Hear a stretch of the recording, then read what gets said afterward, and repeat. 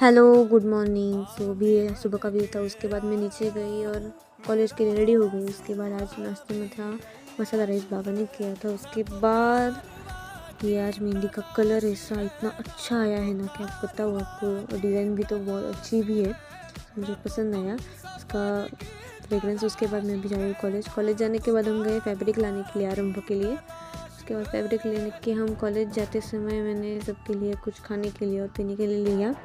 उसके बाद मैं और सेजल फिर से मार्केट में गए क्योंकि सेल का थोड़ा काम था इसीलिए। उसके बाद आज वासु संतोष जी के हाथ पे मेहंदी निकल रही थी। उसके बाद अभी हम जा रहे हैं घर, सेजल के साथ जा रही थी। उसके बाद आगे मेरे बाबा आए, सो उनके साथ अभी जा रही हूँ घर। उसके बाद फाटक मिला मुझे और बहुत दिनों बाद किटकैट खाई। उसके बाद हम भगवान का नाम ले रहे थे।